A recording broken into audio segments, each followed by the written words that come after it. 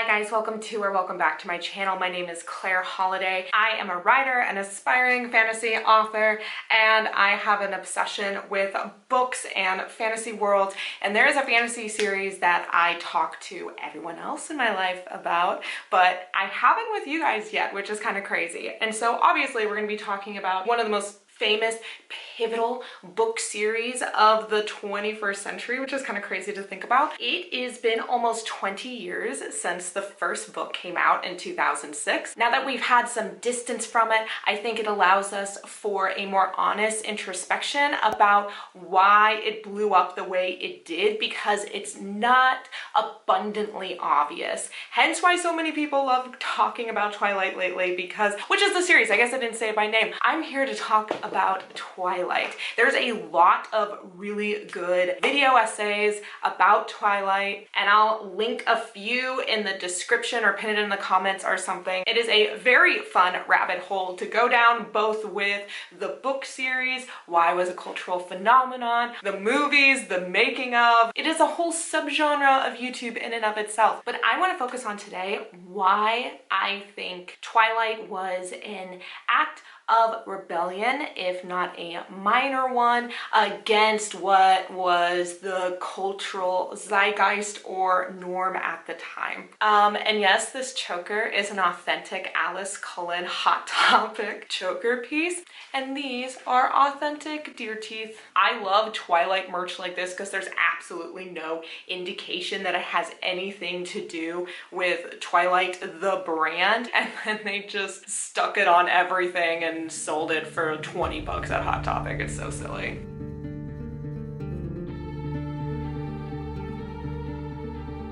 I don't think we can always understand that we are in the midst of a historical era or a pop culture era until we're out of it and we can look back and be like, oh, those things that I thought were just standard or normal or would go on forever were actually like a reaction to something. And the early to mid 2000s was definitely one of those periods in the United States, especially big cultural reaction to 9/11, to the Bush administration. There was this rise of political conservatism, but also evangelical fundamentalism. If you weren't around during that time, I mean, this is before gay marriage was legal. There was a lot of debate about whether evolution should be taught in school. I went to high school in the Midwest, and my folks were non-religious and were very confused by how in my public school they would have to send a little note home to parents to be like, oh, and just so you know, we are going to be talking about evolution, which is crazy to think about because that wasn't that long ago. Now I would say more religious folk are pulling out of public spaces. They're much more into homeschooling and homesteading and kind of creating their own tribes. But in the early to mid 2000s, partially because they had more political power and their agenda was coming from the top down. It was definitely infiltrating schools and daily life. And there was also much more of a monoculture. There wasn't really social media yet. There wasn't really smartphones yet. People couldn't just kind of go off into their own little subgenres of pop culture and conservative media, like the talk shows and the radio shows. That was a lot more mainstream too. Most people had cable. Most people actually listened to radio. So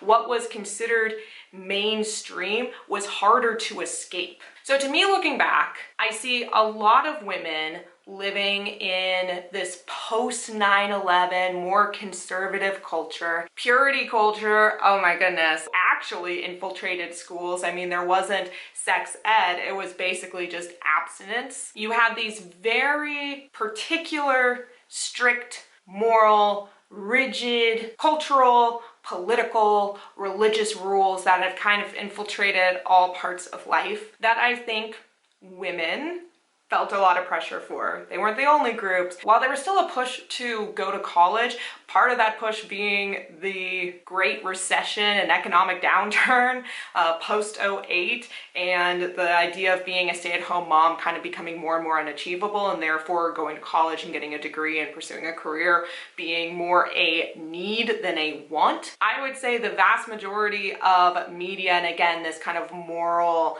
zeitgeist happening at the time, was pressuring women towards the go to college, get married, stay-at-home mom pipeline. Nothing wrong with that. But I would say there was a lot of pressure for that. There was a lot of pressure on women in general. And then here comes a little lady named Stephenie Meyers and her little book series, Twilight.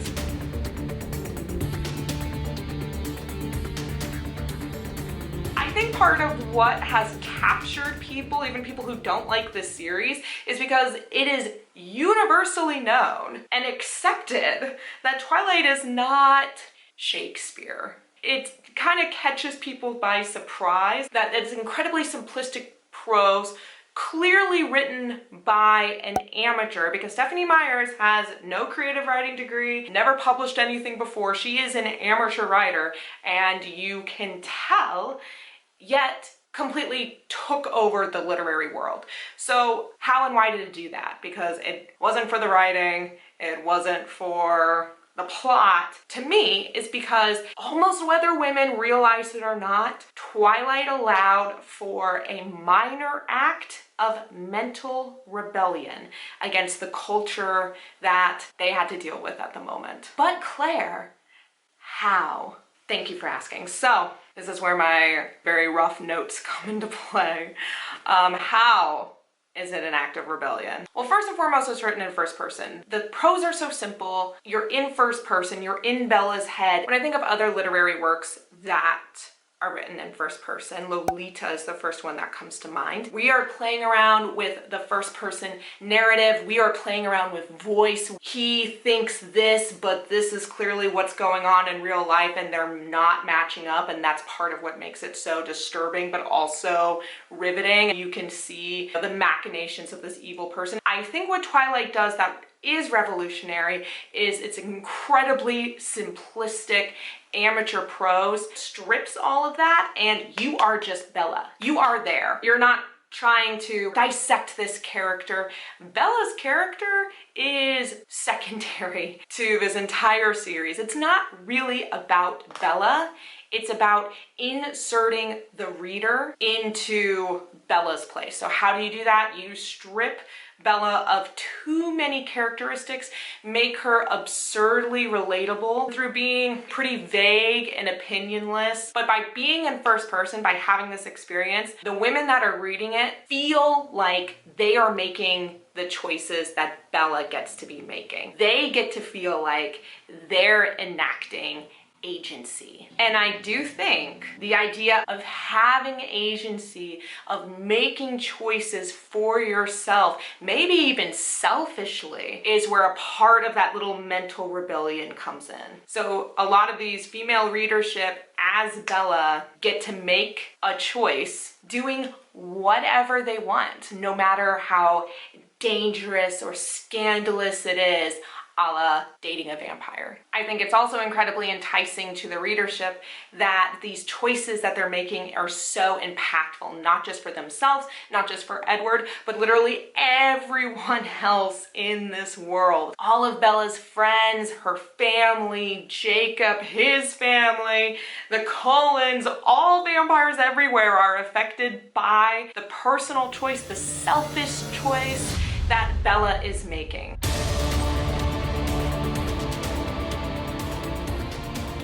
So women in this more constricted era are indulging in this fantasy where the most powerful, not just man, but creature is obsessed with her above all else, above his own safety, above the reputation of his family or species. And women can like get away with being really into this series because it's all under the guise of being YA, young adult, teen, drama driven. But it's a story that's a bit of a, not a bit, extremely, definitely a Trojan horse, and the horse being traditional moral values, because Bella and Edward never engage in anything before getting married. And in fact, Edward is the one that stops them from going too far to save her soul. Hard to imagine reading in today's lust-filled romantasy genre, but you know, that's what you could get away with back in the day. And there was way more words on the page dedicated to Edward proposing to Bella and getting married, and the honeymoon is almost entirely skipped over. I mean, there's not a real sex scene in the entire series, and Bella is pregnant immediately after the first time, and then it turns into a pro-life, pro-motherhood thing the rest of the series. It gets extremely unhinged, but unhinged in a way women that are brought up, at least in this very conservative era, could reliably get behind, because they're like, oh, Bella's like me. She also wants to just get married and settle down and be a mom. But that's the Trojan horse. That's what they can tell their husbands and their church friends is going on in the book. Bella doesn't want to just have the vampire be completely obsessed with her. She wants to become the vampire. Almost more than being in love with Edward, or maybe equally as much as just being in love with Edward. She wants to be the thing that she deems as the most powerful being in the world, and like fights Edward tooth and nail to become that thing. And then when she is that thing, she's not just a vampire. She's like the most powerful vampire. And again, it's all under the veneer of hyper moralistic conservative values. And I think that's why women in droves, especially during early mid-2000s, felt comfortable going to a series like that. Of course, these reading styles and habits eventually evolve into like the 50 Shades of Grey, and now the Sarah J. Maas and the romantasy of it all, where the lustful components are the point. Women are actively asking for spicier books. They want sections explicitly marked off in Barnes & Noble, like, where are the spicy reads, where are the sultry reads?